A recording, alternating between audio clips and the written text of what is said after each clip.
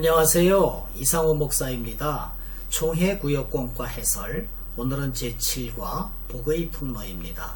성경 본문은 창세기 12장 1절에서부터 9절까지입니다. 다같이 한번 읽어보도록 하겠습니다.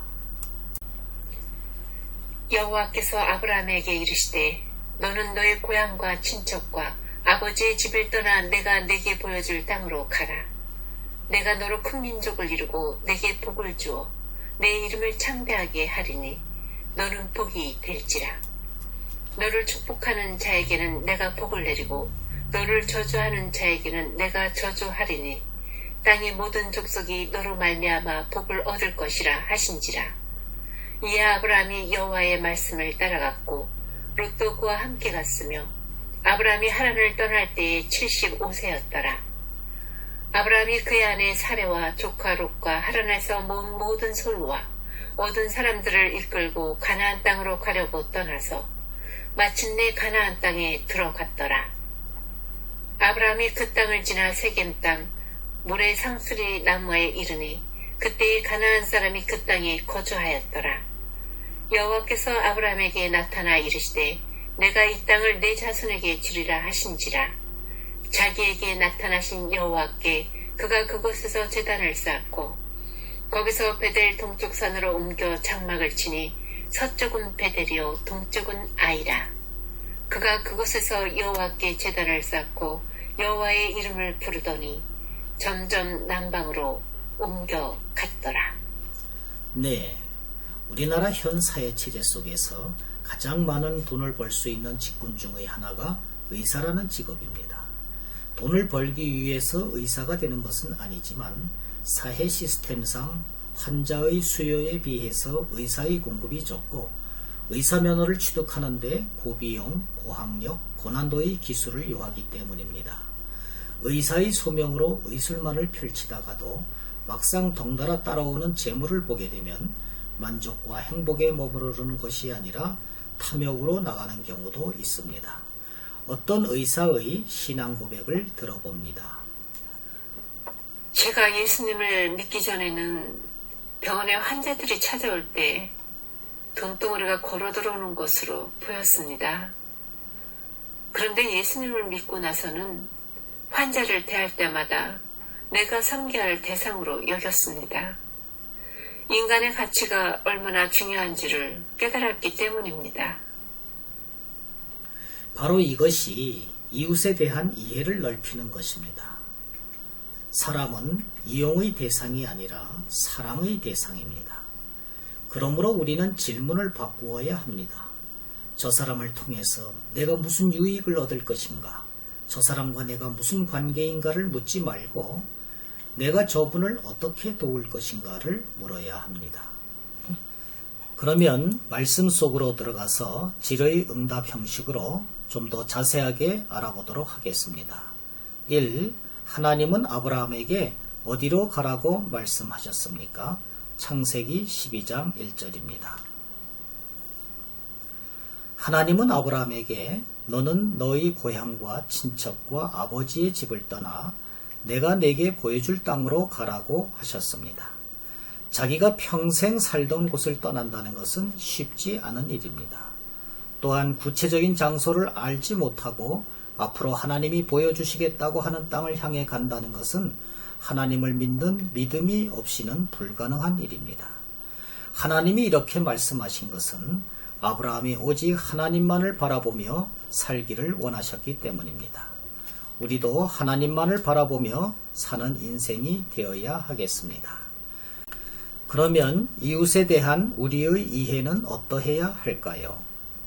우리의 이해는 가족과 친척을 넘어 나라와 민족과 열방으로 넓혀져야 합니다. 또 우리가 믿음의 길을 걷는다는 것은 어떻게 하는 것일까요? 하루하루 하나님의 인도하심을 따라 걷는 것입니다. 2번, 하나님이 아브라함에게 떠나라고 하시면서 말씀하신 축복은 무엇입니까? 창세기 12장 2절입니다. 내가 너로 큰 민족을 이루고 네게 복을 주어 네 이름을 창대하게 하리니 너는 복이 될지니라. 하나님은 아브라함에게 세 가지를 약속하셨습니다. 큰 민족을 이루게 하겠다. 내 이름을 창대하게 하겠다. 내가 복이 되게 하겠다는 것입니다. 하나님은 변방의 한 노인 아브라함에게 놀라운 축복을 약속하셨습니다. 이처럼 하나님은 언제나 우리를 향한 놀라운 계획을 가지고 계십니다. 3번, 아브라함은 하나님의 부르심에 어떻게 응답했습니까? 창세기 12장 4절입니다. 이에 아브라함이 여호와의 말씀을 따라갔고 롯도 그와 함께 갔으며 아브라함이 하란을 떠날 때에 75세였더라. 아브라함은 하나님의 부르심에 오직 약속만을 붙들고 순종했습니다. 아브라함은 하나님이 계획하시고 지으실 터가 있는 성을 바라면서 장래 유업으로 받을 땅에 갈 바를 알지 못하고 나아갔기 때문에 가나안 땅을 기업으로 삼을 수 있었습니다. 이처럼 하나님의 역사는 순종을 통해서 나타납니다. 아브라함의 순종은 믿는 모든 자의 표본이 되는 것입니다. 하나님은 우리를 부르고 계십니다. 우리는 언제나 하나님의 말씀만을 믿고 나아가야 합니다. 나의 생각과 경험을 내려놓고 하나님의 말씀을 온전히 순종해야만 하는 것입니다. 4번, 하나님이 아브라함을 부르시고 복을 주신 이유는 무엇입니까? 우리는 그리스도인으로서 이웃과 세상 속에서 어떻게 살아가야 합니까? 창세기 12장 3절입니다. 너를 축복하는 자에게는 내가 복을 내리고 너를 저주하는 자에게는 내가 저주하리니 땅의 모든 족속이 너로 말미암아 복을 얻을 것이라 하신지라. 하나님께서 아브라함에게 땅의 모든 족속이 너로 말미암아 복을 얻을 것이라고 하신 말씀은 아브라함을 복의 통로로 삼겠다는 뜻입니다. 하나님께서 우리에게 놀라운 구원의 복을 주신 것도 우리로 하여금 복의 통로가 되게 하시려는 것입니다. 우리로 인해 가정과 교회와 나라와 민족과 열방이 복을 받게 하기 위함입니다. 모든 그리스도인들은 복의 저장고가 아니라 복의 통로가 되어야 합니다. 복의 절정은 구원에 이르는 복음입니다.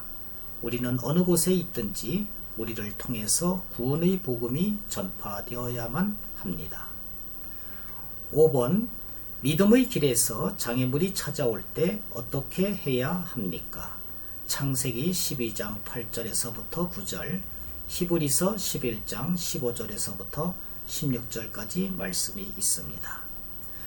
아브라함은 약속의 땅 가나안에 도착하였지만 장막을 치고 거주할 만한 여건이 안 되었습니다.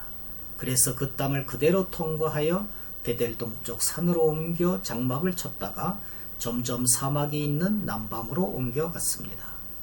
아브라함은 결코 비옥한 하란으로 돌아가지 않았습니다. 나온 바 본향 하란을 생각하였더라면 돌아갈 기회가 있었겠지만 이제는 더 나은 본향 곧 하늘에 있는 것을 사모했기 때문에 돌아가지 않았습니다. 오늘을 사는 우리들도 믿음의 길에 장애물이 찾아올 때 결코 포기하지 말아야 합니다. 네, 말씀을 맺도록 하겠습니다. 우리는 누구의 이웃이 되어야 합니까? 선한 사마리아인처럼 강도 만난 자의 이웃이 되어야 합니다. 도움이 필요한 자의 이웃이 되어야 합니다. 우리의 도움이 필요한 모든 족속의 모든 사람들에게 이웃이 되어야 합니다. 가장 중요한 복인 복음을 그들에게 주어야 합니다. 감사합니다. 안녕히 계십시오.